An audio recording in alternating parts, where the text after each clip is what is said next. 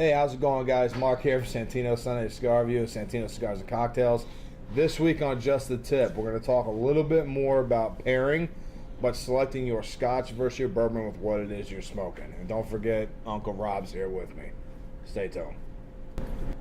All right, everyone. So with Uncle Rob sitting here, the reason Rob's here is we did this last time when we talked about balances and pairings and all that fun stuff, right?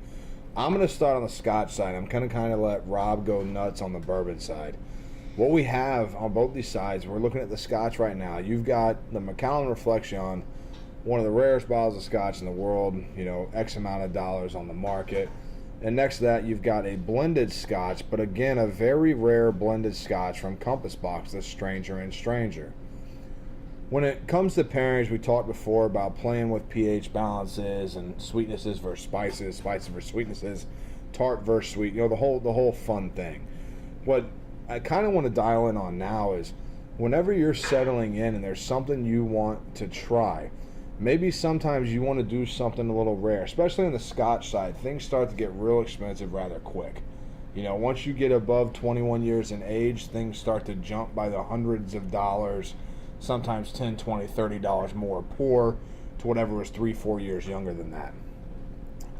The one thing I like to say is with Scotch, it almost doesn't really matter the kind of strength of cigar that you're smoking with, but with Scotch, it's sort of okay to play around with offsetting flavors and offsetting, I don't mean by cost, but I mean by age. So when you look at the Reflexion single malt Scotch versus the Stranger and Stranger, which is 21 different single malts with one blend that was all dripped down and created one bottle. In price cost, you're looking at $185 a pour, $60 a pour. You can get some of the same sort of complexity and offsetting switch that you can have a little cheaper in Scotch than a little higher in Scotch, right? So if you're an experienced Scotch drinker, sometimes you want to go a little higher. There's a lot of things you haven't had, so you want to have them.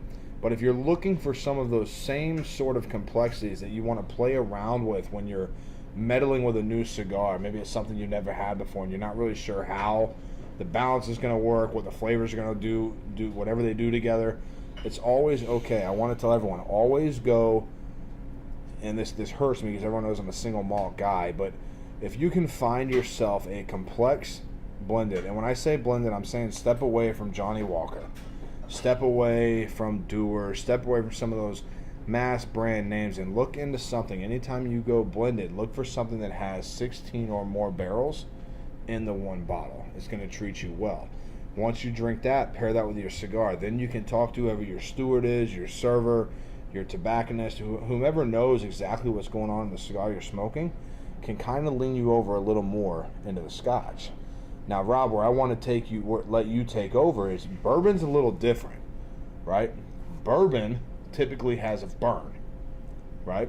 Scotch has a peatiness, which is more of a bonfire essence, whereas Scotches have a diesel fuel burn. The younger they are, the harsher they are. Talk a little bit about if you've got a cigar and you're trying something new. We've got the Weller 107 here, the antique non-chill filter that we carry here at Santino's, and of course the Pappy 23, which is the candy of bourbon, as everyone calls it.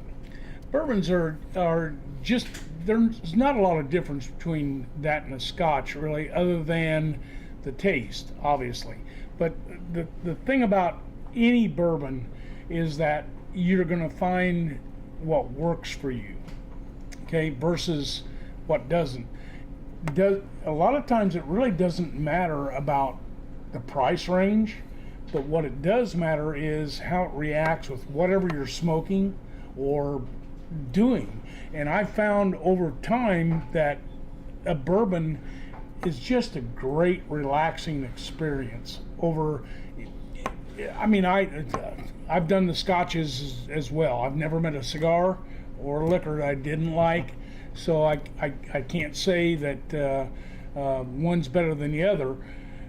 But the bottom line on a bourbon, it just is one of those things when you experiment with it, you're going to find a different complexity in the taste between that cigar and that bourbon that you get. And it's going to be an enjoyment level that you're just not going to get with a beer or any other thing. It just naturally draws all that stuff out. Right. All right, no, I completely agree with you. I'm going to back this up a little bit, and I want to wrap this thing up. So, guys, the reason I wanted everyone to kind of hear this is the kind of hidden, silver lining here is that Uncle Rob here is more of a bourbon guy, and I am more of a Scotch guy. So anytime that we introduce someone that's new to the spirit world, that maybe all they've ever had was Dewar's on the Scotch side, or they had Jack Daniels, Jameson, not Dewar's, I apologize, Maker's Mark, something like that. And that's kind of been their understanding of the Scotch versus the bourbon side. We both said the same thing on a different palette of level versus what you're doing. Basically, if I don't have this wrong, what it comes down to is no matter the price, no matter the experience, you look at something, find something that you enjoy, and play with it, right? That's it. Right. We had said before in our tasting episode of Just the Tip that pH balance is everything, right? You don't want to overpower something, you don't want to undercome something and lose whatever it is that may insinuate whatever it is you're smoking, right? But what it comes down to, and I think we can agree, is that taste is on taste. Whether $60, $12, $185, or $135, it is what you do. And if I'm going to say one thing, I don't care the price range, don't care, doesn't matter.